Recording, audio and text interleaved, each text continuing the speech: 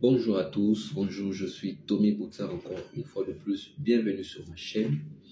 Alors aujourd'hui, nous allons parler d'un sujet d'actualité qui fait couler beaucoup d'encre actuellement. Comme vous le connaissez, vous le savez, le monde est dominé par cette actualité qui est donc la guerre qui oppose Israël à l'Iran. Nous allons aujourd'hui essayer de faire notre analyse à nous par rapport à ce conflit et essayer d'abord de revenir sur, nous allons parler de comment ce conflit a commencé et donner notre point de vue en tant que Africain, parce que nous devons donner notre point de vue en tant qu'Africains par rapport à ce conflit, parce que c'est un conflit d'une manière indirecte qui nous concerne aussi en tant qu'Africains, d'une manière indirecte, je dis bien. Donc, sans plus tarder, essayons de revenir un peu sur les faits. Il y a pratiquement quelques semaines, le régime israélien a attaqué les bases iraniennes, les bases nucléaires iraniennes. Et cette attaque a coûté donc la vie de certains généraux iraniens ainsi que leurs familles. Donc, afin de pouvoir riposter, d'abord qui est la riposte en cas d'attaque, qui est d'abord un droit légitime reconnu par le droit international, l'Iran a donc riposté en envoyant donc des missiles à Israël, et ce qui a coûté également bel et bien des pertes de vies humaines.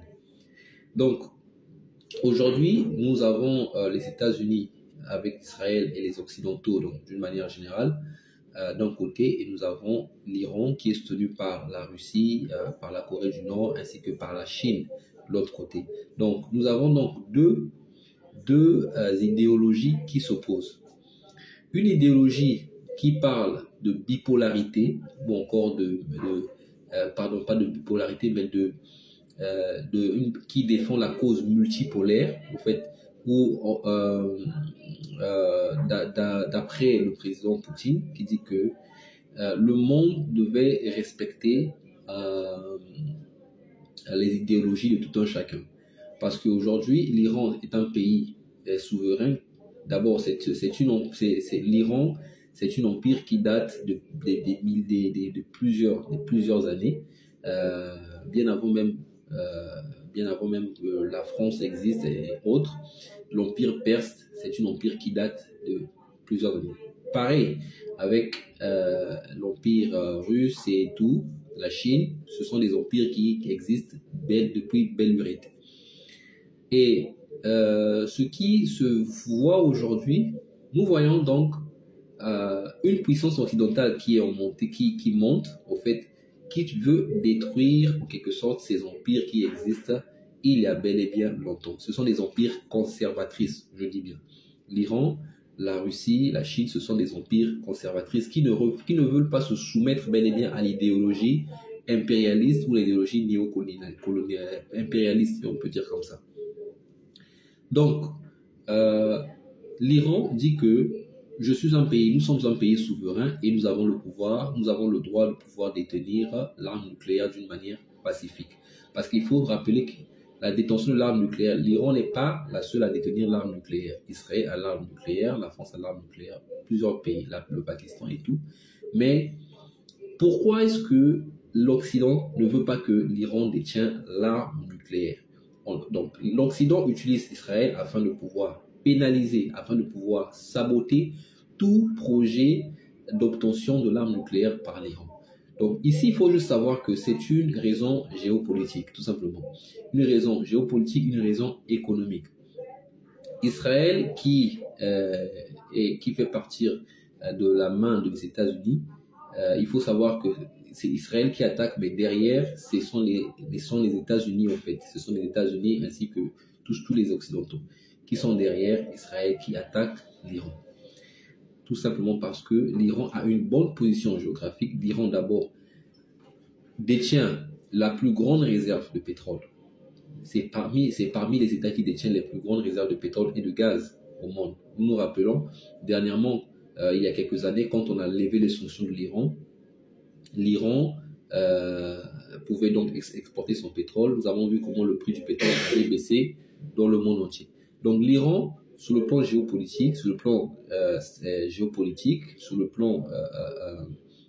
géographique, l'Iran détient des armes, détient en fait une grande réserve. Non seulement cela, la tombée de l'Iran permettra donc à l'Occident de pouvoir gagner, donc pouvoir conquérir le Moyen-Orient, parce que nous savons bien et bien que la Syrie elle est tombée, l'Irak est tombé, donc il reste plus que l'Iran afin que les États-Unis puissent dominer toute cette zone du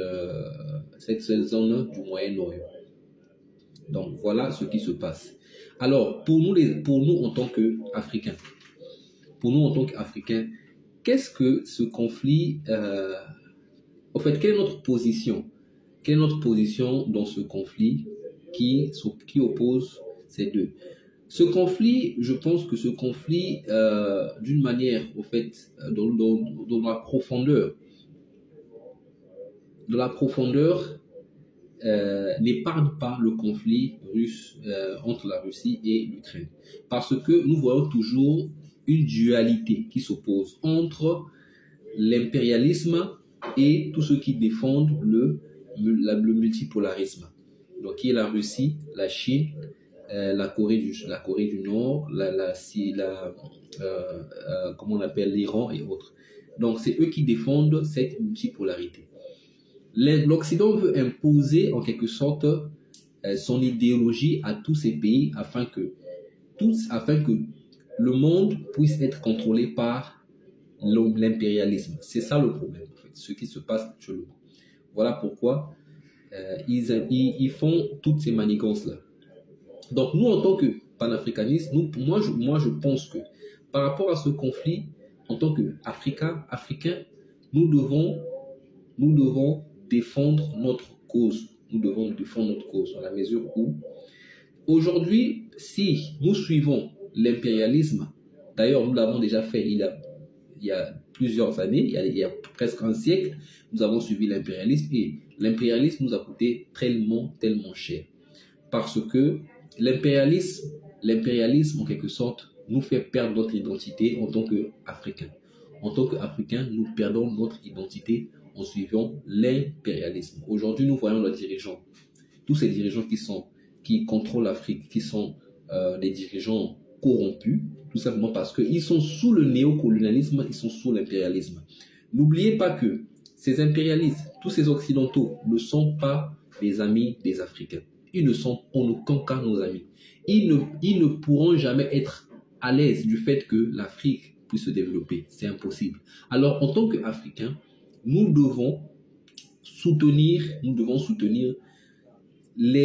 tous ceux qui soutiennent l'idée de la multipolarité. Donc, nous devons être derrière la Russie, derrière l'Iran, parce que, en tant que pays souverain, d'ailleurs, l'Afrique, d'abord, je pense que pour moi, l'Afrique, il est temps pour l'Afrique de pouvoir travailler les mains dans la main. Nous devons travailler ensemble afin de pouvoir créer notre propre idéologie à nous. Et cette idéologie n'est possible que si nous quittons les griffes du néocolonialisme et de l'impérialisme. Parce que l'impérialisme nous fait perdre notre identité en tant qu'Africains. Nous avons l'AES, par exemple, l'AES qui est un exemple. Vous voyez, aujourd'hui, l'AES a montré que en se résiliant du pouvoir impérialisme, c'est-à-dire l'Afrique peut se construire en quelque sorte. À travers l'AES, nous avons déjà un exemple palpable. Alors, pourquoi est-ce que nous devons être là à suivre l'impérialisme? Pourquoi nous devons être là à soutenir les États-Unis ainsi que l'Occident? Non. Il est temps pour nous de pouvoir soutenir la multipolarité. Il est temps pour tous les Africains de soutenir la multipolarité. Et c'est ça qui est la base du développement africain. Alors, c'était ça mon message à travers ce conflit.